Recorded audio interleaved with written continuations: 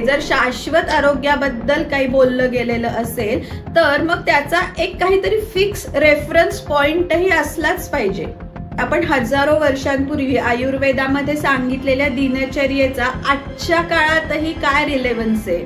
आजच्या आधुनिक रिसर्चच्या कसोटीवरही ते कसं तंतोतंत खरं उतरणारं शास्त्र आहे की सूर्यप्रकाश आणि अंधार याला शरीर वेगवेगळ्या पद्धतीने रिस्पॉन्ड करतं। हे बायोलॉजिकल क्लॉक निसर्गाने फक्त माणसाच्या शरीरात बसवलेलं आहे का? तर नाही।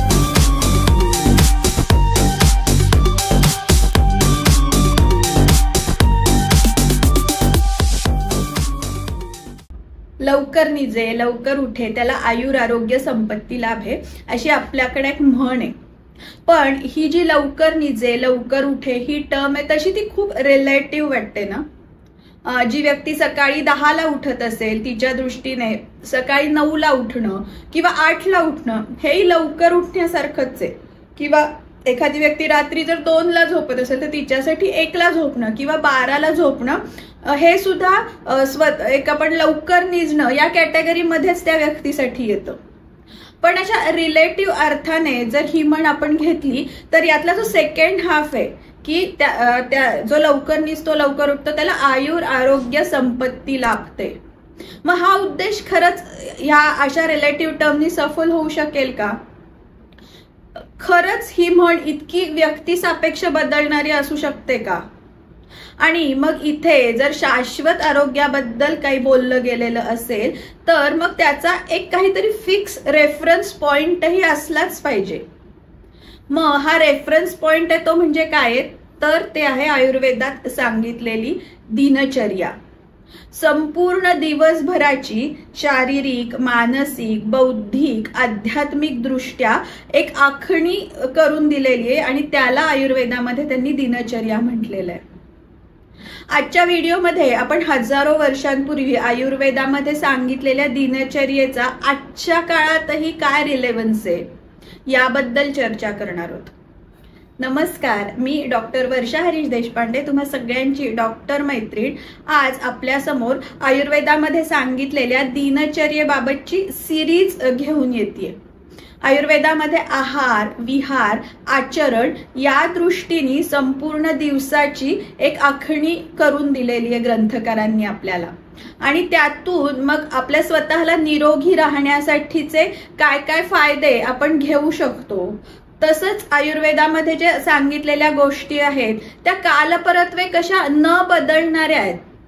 आजच्या आधुनिक रिसर्चच्या कसोटीवरही ते कसं तंतोतंत खरं उतरणारं शास्त्र आहे। याबद्दलही आपण या सिरीज मधून इथून पुढे माहिती घेणार आहोत, त्याबद्दल समजून घेणार आहोत। चला तर मग व्हिडिओला सुरुवात करूयात। लवकर उठे ही जी आपण वरच्या म्हणीमध्ये जो एक भाग बघितला तर तिथे आयुर्वेदामध्ये स्पष्ट उल्लेख आहे की लवकर उठे म्हणजे कधी उठायचंय तर ते पहाटे किंवा ब्राह्म मुहूर्तावर उठायला सांगितलेलं आहे। पण मग ह्याच वेळी का बरं उठायला सांगितलं ग्रंथकारांनी? त्यावेळी त्यांना circadian cycle body clock biological clock यांसारखे शब्द माहीत असतील का? तर निश्चितच नाही। पण त्यांना हे मात्र नक्कीच माहिती आहे की सूर्यप्रकाश आणि अंधार याला शरीर वेगवेगळ्या पद्धतीने रिस्पॉन्ड करतं। अन्न पचनापासून ते रक्ताभिसरणापर्यंतच्या सगळ्या गोष्टी या आपल्या अवतीभोवती असणारा प्रकाश किंवा अंधार किंवा सूर्योदय सूर्यास्त याच्यावर अवलंबून असतात। तसंच आपलं शरीर हे तापमानानुसार सुद्धा आपल्या शरीराची फिजिओलॉजी बदलत असते। आपल्या आजूबाजूचं वातावरण हे जर उष्ण आहे की थंड आहे याच्यावर सुद्धा आपल्या शरीरात गोष्टी बदलतात आणि हे त्यांना निश्चित माहिती होतं। म्हणूनच त्यांनी दिनचर्या आणि ऋतुचर्या या दोन्हीही आचरणशैली आपल्याला सांगून ठेवलेल्या आहेत। हे बायोलॉजिकल क्लॉक निसर्गाने फक्त माणसाच्या शरीरात बसवलेलं आहे का? तर नाही।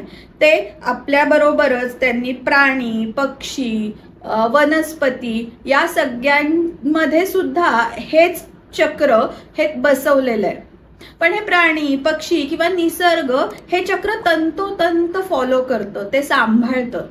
परंतु माणसाकडून या बाबतीत वारंवार चुका घडत असतात. आणि जेव्हापासून विजेचा किंवा इलेक्ट्रिसिटीचा शोध लागलेला तेव्हापासून तर गोष्टी हळूहळू करत खूप बदलत गेल्यात. तेव्हापासून साधारण काही वर्षांनी दिनचर्येतील सगळ्यात महत्वाचा घटक म्हणजे लवकर निजे आणि त्यातूनच लवकर उठे या दोन्ही गोष्टींना धक्का पोचला. आणि मग हळूहळू लाईफस्टाईल ओरिएंटेड डिसीज किंवा डिसऑर्डर्सचं प्रमाण हे आपण वाढताना बघितलं. सध्या आपण डायबेटीस म्हणा, ओबेसिटी, पीसीओडी यांसारखे आपण जे लाईफस्टाईल ओरिएंटेड डिसीजेस म्हणतो ते आपण खूप प्रमाणात वाढताना बघतो. या लाईफस्टाईल डिसऑर्डर आपण बघितल्या तर मग आपल्याला लाईफस्टाईल मेंटेनन्समध्ये लवकर झोपणं आणि लवकर उठणं या दोन गोष्टींचं किती महत्वाचा वाटा आहे हे आपल्याला लक्षात येईल. यात होतं असं की हे वातावरणातले बदल, तापमानातले बदल हे ब्रेनला सिग्नल्स देतात आणि त्यातून मग ब्रेन काही स्पेसिफिक हॉर्मोन्स हे त्या वेळामध्ये रिलीज करतं आणि या पद्धतीने तुमच्या शरीराच्या पेशी मग त्या हॉर्मोनला त्या पद्धतीने रिस्पॉन्ड करायला सुरुवात करतात. आणि मग यावर तुमची चयापचय प्रक्रिया, तुमची पचन शक्ती, तुम्हाला लागणारी शांत झोप, तुमच्या शरीरात चालणाऱ्या ज्या अनेक इन्व्हॉलेंटरी सिस्टीम्स आहेत त्या सुद्धा ह्या गोष्टीवर अवलंबून असतात. मग पहाटे सूर्योदयाच्या वेळी तुम्ही उठता तेव्हा हळूहळू शरीरामधलं जे मेलेटोनिन नावाचं हॉर्मोन आहे की जे तुम्हाला झोप येण्यासाठी कारणीभूत असतं त्याचं प्रमाण हे नैसर्गिकरित्याच कमी व्हायला लागतं. आणि जी तुम्हाला ऍक्टिव्ह ठेवणारी हॉर्मोन्स असतात ती शरीरामध्ये सिक्रीट व्हायला सुरुवात होते. आयुर्वेदानुसारही जर आपण बघायला गेलो तर या काळामध्ये अपान वायू हा जास्त प्रमाणात ऍक्टिव्ह झालेला असतो. त्याच्यामुळं त्याचं जे प्रमुख कार्य आहे मलमूत्र विसर्जन तर ते कुठलाही त्रास न होता सहजरित्या या काळामध्ये तुम्ही उठलात तर ते घडू शकतं. अपानवायू हा सकाळी जेवढा ऍक्टिव्ह असतो तेवढा दिवसभरातल्या इतर काळामध्ये तेवढा ऍक्टिव्ह नसल्यामुळं जर इतर वेळेला व्यक्ती शौचाला गेली तर त्याला त्यासाठी प्रयत्न करावे लागतात. आणि उशिरा उठणं हे जर तुमचं रुटीन राहिलं तर मात्र मग हळूहळू तुम्हाला बद्धकोष्ठता किंवा मलप्रवृत्तीच्या संदर्भातल्या वेगवेगळ्या तक्रारी दिसायला सुरुवात होते. रात्री खाल्लेल्या अन्नाचं पचन जर रात्रभरामध्ये नीट झालं आणि त्यापासून तयार झालेला मलभाग हा सकाळी शरीराबाहेर निघून गेला तर आपोआपच ताजतवानं वाटायला लागतं आणि मग तो व्यक्ती उत्साहाने कामाला सुरुवात करतो किंवा दिवसाची सुरुवात करतो. आणि जर दिवसाची सुरुवात व्यवस्थित झाली तर दिवसभरामध्ये मग तुम्ही तुमची इतर कामही करायला मोटिवेटेड राहता. तसंच सूर्यास्तानंतर मेलेटोनिन हे हॉर्मोन की जे झोपेसाठी उपयुक्त असं हॉर्मोन आहे ते हळूहळू सिक्रीट व्हायला सुरुवात होते. तसंच रात्रीच्या काळामध्ये शरीराची झीज भरून काढण्यासाठी ग्रोथ हॉर्मोन सिक्रीट होत असतं किंवा इम्युन सिस्टीमही नीट राहावी यासाठी शरीर जे प्रयत्न करतं ते सुद्धा या काळातच करत असतं. मग त्या काळामध्ये शरीराला विश्रांती देऊन आपण झोपलो नाही आणि आपण जर स्क्रीनवर म्हणा किंवा इतर कुठल्याही ऍक्टिव्हिटीमध्ये जर बिझी राहिलो तर हळूहळू हे मेलेटोनिन हॉर्मोन किंवा ग्रोथ हॉर्मोन यांच्यामध्ये इम्बॅलन्स व्हायला सुरुवात होते आणि मग त्यातून हळूहळू झोपेच्या तक्रारी तसंच शरीराची झीज व्यवस्थित भरून न निघाल्यामुळे जाणवणारा वीकनेस किंवा त्याचा व्याधी क्षमत्वावर झालेला परिणाम या सगळ्या गोष्टी आपल्याला जाणवायला सुरुवात होते.